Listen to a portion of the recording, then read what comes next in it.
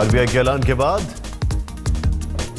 EMI में कटौती का दौर शुरू। सबसे पहले यूनाइटेड बैंक ऑफ इंडिया और यूनियन बैंक ने अपने बेस रेट में 0.25% की कमी की। दूसरे बैंक भी आज कर सकते हैं घोषणा। आरबीआई के रेपो रेट कट से बाजार में जोरदार उछाल। एक दिन में 728 अंक की बढ़त लेकर 28,000 के पार पहुंचा सूचकांक। 5 साल में एक दिन में सबसे ज्यादा बढ़ोतरी। एनसीपी के मुखिया शरद पवार ने फडणवीस सरकार को दी चुनौती। कहा, अगर दम है तो चीनी मिलों में जमा चीनी का स्टॉक जब्त करे सरकार। कुछ दिन पहले सरकार के एक मंत्री ने चीनी जब्ती की कही थी बात।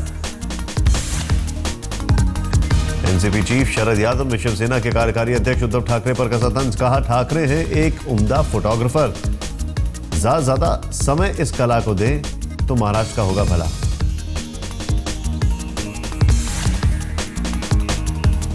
बीएमसी के परेशान नगर सेवक अपना लैपटॉप वापस करने के मूड में। कहा, ईमेल शुरू करने की बात कह रहे, कहकर 3 साल पहले दिया गया लैपटॉप अब तक शुरू नहीं हुई सेवा।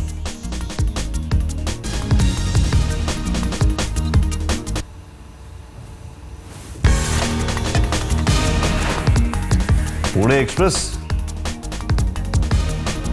जल्द होगा 8 लेन का। भारी ट्रैफिक की वजह से सरकार का फैसला। महाराष्ट्र के विधायकों को अपने इलाके के विकास के लिए मिलने वाली राशि में 50 लाख का इजाफा। विकास निधि के लिए 2 करोड़ की जगह मिलेंगे 2.5 करोड़। मुंबई एयरपोर्ट पर कस्टम ने एक शख्स को 24 कैरेट गोल्ड की चेन के साथ पकड़ा। बैंकॉक की फ्लाइट से आया शख्स छुपा कर ले जा रहा था सोना। चेन की कीमत है 2 करोड़ 30 लाख। मुंबई एयरपोर्ट के टॉयलेट में मिला संदिग्ध पर्चा। 26 जनवरी को हमले की धमकी। बढ़ाई गई हवाई अड्डे की सुरक्षा। पर्चे की जांच शुरू।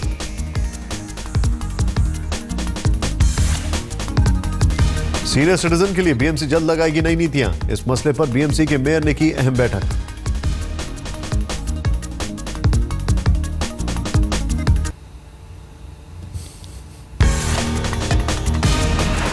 खस्ता मारी हालत से जूझ रही स्पाइस जेट की सेहत दुरुस्त करने की जिम्मेदारी एक बार फिर अजय सिंह के हाथ।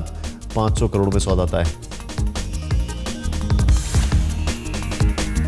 फडणवीस सरकार उन सरकारी अफसरों पर कस सकती है शिकंजा जो अपने काम के प्रति हैं लापरवाह।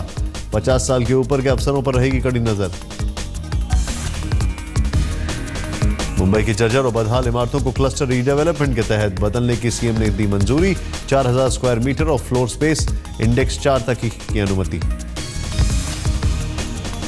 मुंबई की सड़कों पर रात में होने वाले हादसे पर सरकार गंभीर। सर्वे में सामने आया सबसे ज्यादा हादसा आधी रात से सुबह 9 बजे तक के बीच।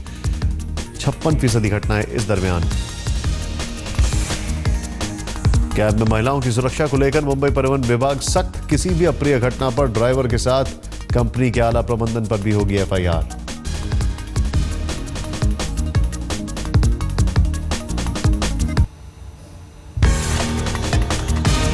महाराष्ट्र सरकार ड्राइवरों के लिए हाईटेक ट्रेनिंग इंस्टीट्यूट खोलने का कर रही है विचार।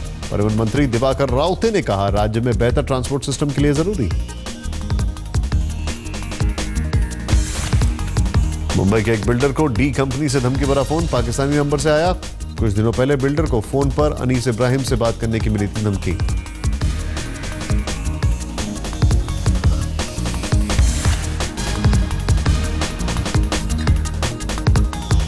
आईटी घूसकांड में सीबीआई ने इनकम टैक्स के 2 अफसरों से जब्त की सीपीयू, मोबाइल फोन और पेन ड्राइव्स। जब्त सामान को फॉरेंसिक लैब भेजा।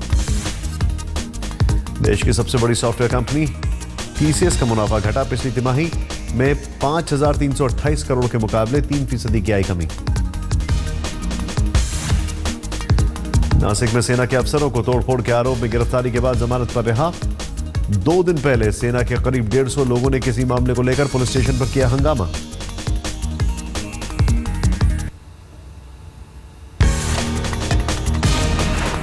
संजय दत्त की छुट्टी पर फिर उठे सवाल। एक याचिका पर सुनवाई के दौरान हाईकोर्ट ने सरकार से मांगी सफाई। अदालत में सरकार के फैसले को चुनौती।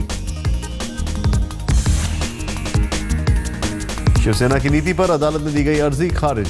सामाजिक कार्यकर्ता केतन तिरोडकर ने शिवसेना के पहले विपक्ष में बैठने फिर मंत्री पद मिलने के लालच में सरकार में शामिल होने के दोहरी नीति पर डाली थी अर्जी। मुंबई एयरपोर्ट परिसर में अब तेज रफ्तार गाड़ी चलाने पर लगेगी लगाम। Directorate general of civil aviation चलाएगा अचानक चेकिंग अभियान।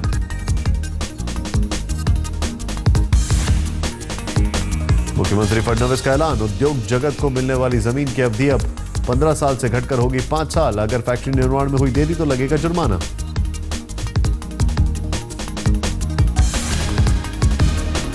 ऊर्जा मंत्री पीयूष गोयल का दावा, दशहरा से पहले मुंबई की सड़कें एलईडी लाइट से जगमगा उठेंगी।